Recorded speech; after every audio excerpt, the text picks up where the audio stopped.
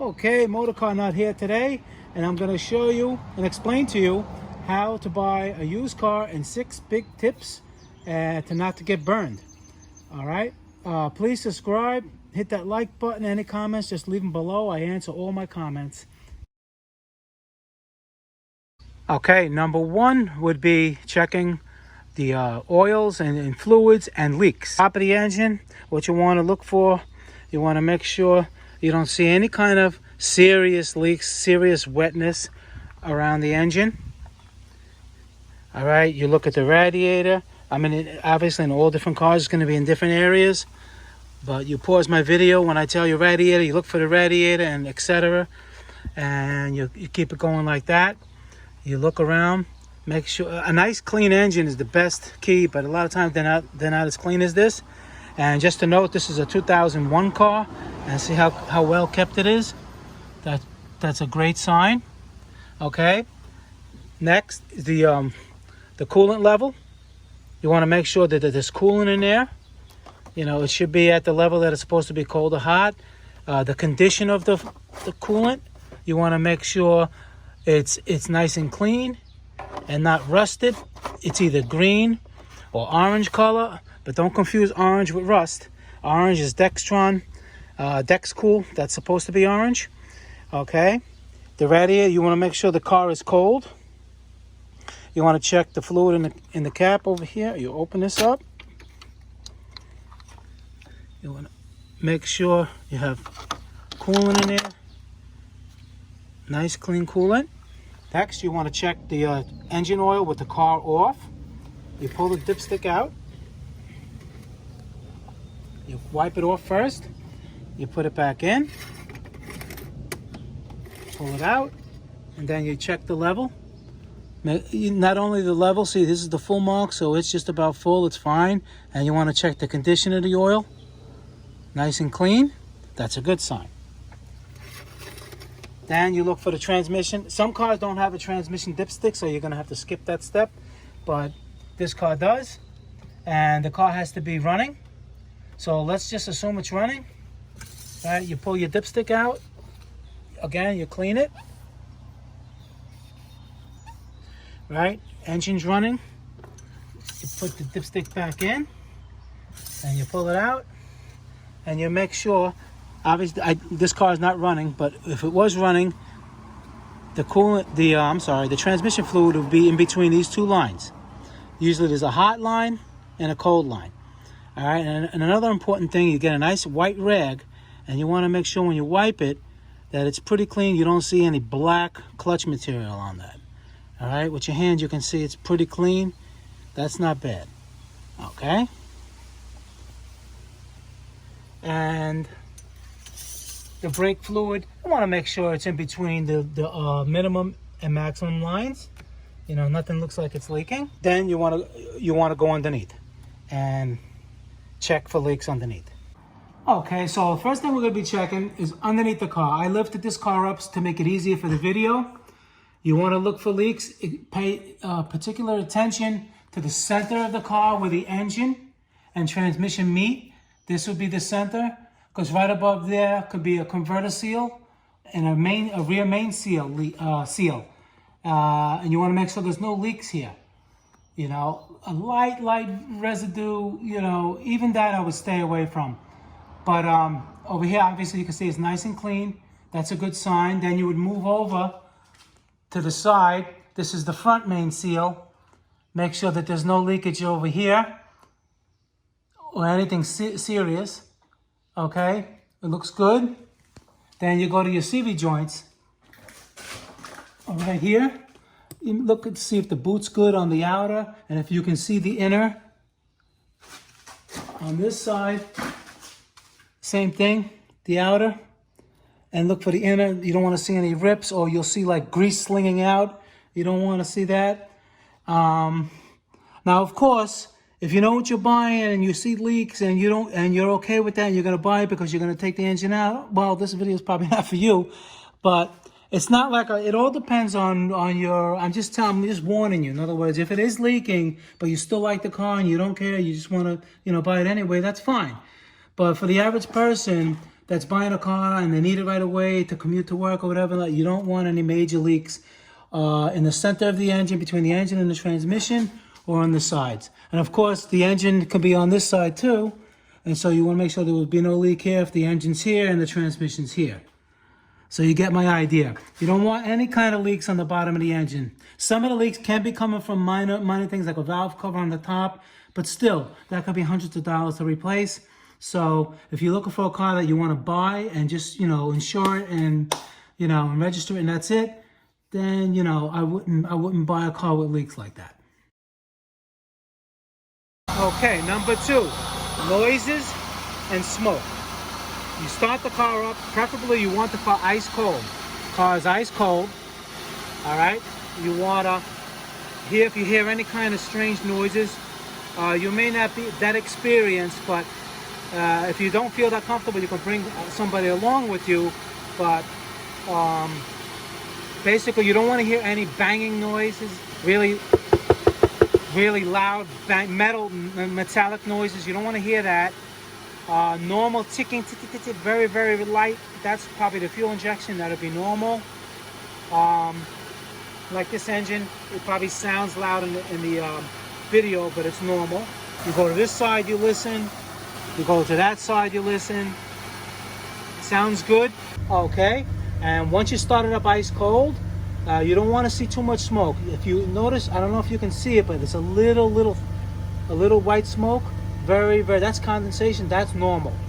If it's puffing out white smoke or blue smoke, that's not good. Blue smoke means it's burning oil. White smoke, a lot of white smoke could be a head gasket problem. Coolant is getting into the combustion chamber. You will want to walk away from a car like that. All right, you can actually probably see a little bit of the white. That's normal. Give it gas.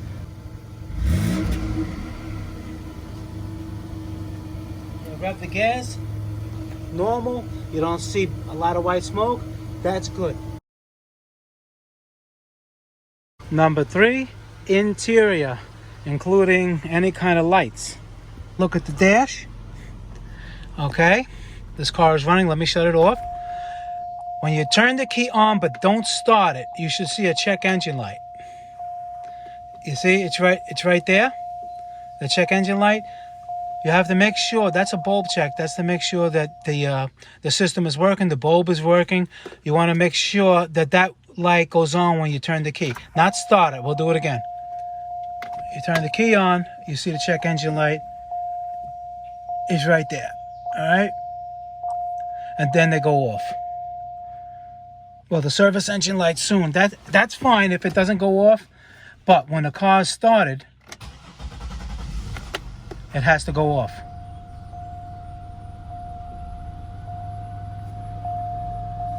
And there you go. And it's off. You don't want to have any warning lights on. You see no warning lights? Everything is fine. The only light you have is your seatbelt light. Okay? Then you want to check your controls, your radio.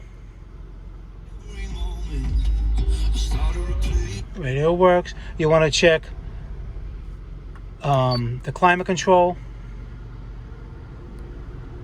Make sure it blows. You want to try the floor, the windshield, the vents. Nice and cold. It's on AC. You want to wait a little while, make sure it gets nice and cold. Everything works good. Make sure that the rear defrost, the buttons work. The horn works. All right. The condition of the car. See if it's well maintained. If it has a sunroof, you want to see if there's any kind of leaks, any kind of stains, or has a musky smell. You have a leak somewhere, that could be a potential problem and it costs a lot of money. Check the power moonroof if it does have one, that it slides back and forth. Back, you look overall. You do the trunk. You check. Make sure it has a spare. Let me show you. Okay, got the spare. You got the jack in there. Okay. And overall, the lights in the interior, everything See, and the power windows, if it has power windows, they probably do. Make sure they all work. Basically, all your power controls, just make sure everything works, the seats and everything like that. And then that passes. Okay, number 4, the exterior of the car. You want to overall look at it. You want to make sure your body panels, they line up. They're not, terribly bad. No rust. A lot of rust. Sometimes there's rust. It could be all the way on the bottom, underneath the car, in the back. You want to make sure all the panels look like they're the same color. You see how these lines, they line up nice. All right, the back looks decent. Don't forget, it's a used car, but you don't want it to be like, smashed, or you don't want a car that was hit really bad and it's probably unsafe to drive. Okay, then you look down the car. Make sure you don't see anything that's uneven, any doors that are bulging out, or the fenders, something that doesn't line up. Okay, you want to check the windshield. That's like a $400 job. If it's cracked, you want to make sure there's no cracks, no bullseyes or anything like that. Okay, you want to put the lights on and check all the lights. Make sure all the lights work.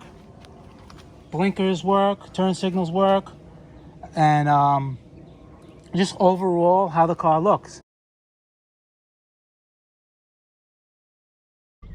Okay, now number 5 is a test drive. If everything else worked out in all the other areas I explained to you so far, and you still interested in the car, you got to test drive it. All right, you drive. You make sure, number 1 thing is when you're driving straight, you want to make sure your steering wheel's straight. When you tug it to the left, she goes to the left. When you tug it to the right, she goes to the right. It doesn't pull. I mean, if the road is a little bent, you have to understand that, but you get the idea of what I'm saying. When you hit the brakes, you want to make sure that the car does not pull one side, it doesn't pull to one side or the other. It doesn't pulsate when you're stopping. Okay, a lot of front-wheel drive cars, most front-wheel drive cars have CV joints, and you want to cut the wheel all the way sharp, right and left, and you want to give it gas while you're turning, and make sure you don't hear any clicking noise. You hear a clicking noise, I mean the CV joint is worn, or the boot is ripped, and it's replaced, and it's got to be replaced. So you do the same thing, you cut it all the way to the right, give gas, and you listen. I don't hear anything in this car. Sounds good. Okay, and how it accelerates. It has to be nice and smooth. And sometimes you're testing in a neighborhood, it's hard to get it up to highway speed, but 40 miles an hour if you can, and see how she rides, how she drives. When you go over bumps, you don't want to hear no clonking, any metal to metal noises or in the suspension. And basically you should drive, I'm gonna say like a new car, but not in the sense that a used car, when there's nothing wrong with it, it runs just like a new car. Okay? In other words, if things are maintained, like this car is 20 years old, it's maintained, it runs just like a new one. Okay? And if that checks out, then you're ready for number 6. Okay, and number 6, you want to check for the vehicle history. It's very important. You don't want to buy a car that was damaged or had been, salvaged and repaired.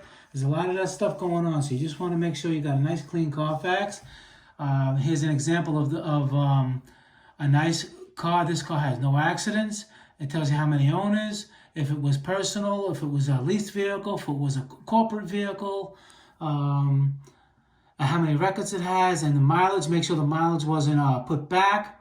And then you scroll down and you look, and it shows you the history of when the car was titled, all the inspections, and any recalls on the car. The most important thing you want to check if the car was in any accidents, which right in the beginning, it shows no accidents. And how many owners, if that bothers you. And if it's personal vehicle is usually taken care of. If it's a leased vehicle, sometimes they're not, But that doesn't mean that personal vehicles are not, properly taken care of either. but it tells you what it was, like I said. And when it was the last owned, and all the detailed records. It's you have to pay for it, but you know, for the insurance of buying a car with a clean title and a clean Carfax is very important. Okay, and that's the number 6. So that's I'm Motorcarnut. Please subscribe, like the video. Any questions, any comments, leave them on the bottom, and I answer all my comments. All right, guys, girls, I'll see you in the next video. Thank you very much for watching.